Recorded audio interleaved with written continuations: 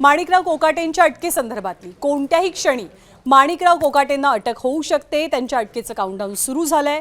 नाशिकचे पोलीस 5:30 वाजता नाशिकवरून निघालेत आणि सध्या ते इगतपुरीला पोहोचल्याची माहिती आपल्याला मिळतेय। माणिकराव कोकाटे यांनी जो मंत्रिपदाचा राजीनामा काल अजित पवारांकडे दिलेला होता तो अजित पवारांनी आता मुख्यमंत्र्यांकडे पाठवलाय, त्यामुळे त्यांचा राजीनामाही तत्वतः स्वीकारला गेलाय। पण प्रश्न आता उपस्थित हा होतोय की माणिकराव कोकाटेंना अटक कधी होणार आणि त्यांच्या आमदारकीचा राजीनामा केव्हा घेतला जाणार। नाशिक मुंबईकडे रवाना झालेत। माणिकराव कोकाटे सध्या लीलावती रुग्णालयात आहेत, कारण जेव्हापासून न्यायालयाचा निकाल आला तेव्हापासून त्यांची तब्येत खराब झाली आहे। लीलावतीत उपचार त्यामुळे कोकाटेंना पुढच्या काही तासात अटक होण्याची शक्यता आहे। मुख्यमंत्र्यांनी माणिकराव कोकाटेंचा राजीनामा स्वीकारला आणि राजीनामा राज्यपालांकडे पाठवला गेलाय। 16 तारखेला कोर्टाचा निर्णय आला आणि त्यानंतर 17 तारखेलाच माणिकराव कोकाटेंनी आपला राजीनामा दिला होता। कालच मुख्यमंत्री फडणवीसांनी कोकाटेंकडच्या खात्यांचा कार्यभार उपमुख्यमंत्री अजित पवारांकडे सोपवलेला, पण अजित पवारांनी राजीनामा आपल्याकडे राखून ठेवलेला, तो त्यांनी मुख्यमंत्र्यांकडे दिलेला नव्हता। जेव्हा हायकोर्टातली सुनावणी पुढे येईल, हायकोर्टाचा निर्णय येईल, तेव्हा राजीनाम्याबाबत निर्णय घेतला जाईल अशी एक प्रकारे भूमिका राष्ट्रवादीने घेतली होती, पण आज मात्र हा राजीनामा स्वीकारला गेलाय।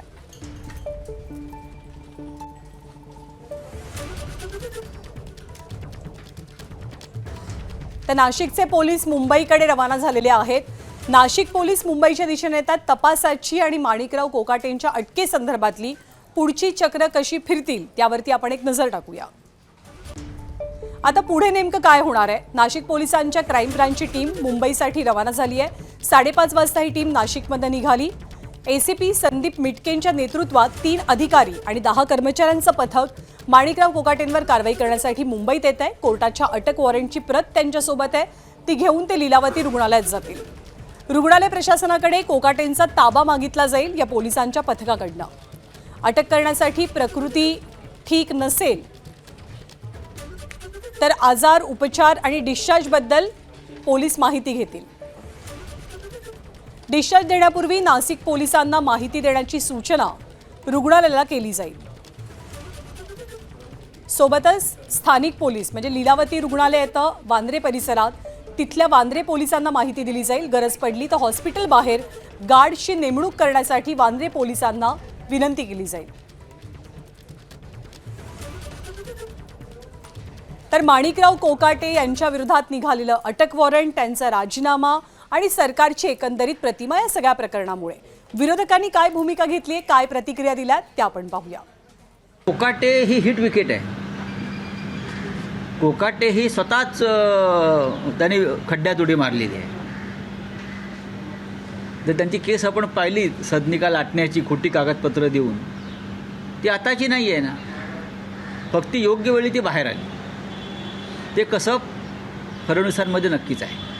कोकाटे रमीखेतानी सापडलेला आहे। त्यांनी पदाचा दुरुपयोग करून घरकुलं म्हणजे ताब्यात घेतलेले होते। हे सांगायचं तात्पर्य असं की हे सगळे रेकॉर्डवर असताना सुद्धा या सरकारने त्यांना कृषीमंत्रीपद काढून त्यांना क्रीडामंत्री केलं, त्यांची आमदारकी कायम ठेवली आणि हे सरकार द्वेषाने राजकारण करत आहे, कायद्याने नाही। मला काही आश्चर्य वाटत नाही, कारण सत्तेमध्ये असलेल्या लोकांना वेगळा न्याय ह्या देशात असतो दुर्दैवाने, आणि विरोधी पक्षावर वेगळा न्याय असतो। आणि हे पहिल्यांदाच झालं असेल की मिनिस्टर विथ नो पोर्टफोलिओ, म्हणजे पोर्टफोलिओ काम नाही पण तुम्ही मंत्री आहात, हे काहीतरी वेगळं महाराष्ट्रात नवीन मॉडेल आहे। तर कोकाटेंचा आतापर्यंत केवळ मंत्रिपदाचा राजीनामा घेतला गेलाय। एक तर त्यांना अटक कधी होणार आणि दुसरं म्हणजे त्यांच्या आमदारकीचाही राजीनामा घेतला जाणार का आणि तो केव्हा, असे अनेक प्रश्न सध्या तरी अनुत्तरित आहेत। पण माणिकराव कोकाटेंच्या संपूर्ण प्रकरणात आतापर्यंत नेमकं काय काय कधी कधी घडलंय ते सुद्धा आपण जाणून घेऊया। हा सगळा घटनाक्रम कसा आहे? 16 डिसेंबर 2025 सदनिका अपहार प्रकरणी सत्र न्यायालयाकडनं क्रीडामंत्री माणिकराव कोकाटेंना 2 वर्षांची शिक्षा जी प्रथम वर्ग न्यायालयानं सुनावलेली होती ती कायम ठेवली गेली। मग 16 डिसेंबरलाच न्यायालयाच्या निर्णयानंतर मंत्री माणिकराव कोकाटे हे नॉट रिचेबल झाले। पुढच्या दिवशी 17 तारखेला सकाळी माणिकराव कोकाटे हे थेट लीलावती रुग्णालयात दाखल झाले प्रकृती अस्वास्थ्याचं कारण देत। दुपारी माणिकराव कोकाटे यांच्या विरोधात न्यायालयाकडनं अटक वॉरंट जारी झालं. मग याच दिवशी माणिकराव कोकाटेंनी अजित पवारांकडे म्हणजे आपल्या पक्षप्रमुखांकडे मंत्रिपदाचा राजीनामा सोपवला. माणिकराव कोकाटेंचा राजीनामा अजित पवारांनी स्वतःकडेच ठेवला, तो मुख्यमंत्र्यांकडे काही पाठवला नाही. हायकोर्टाचा निर्णय आल्यावरती बघू अशी एक प्रकारे भूमिका राष्ट्रवादीनं घेतली.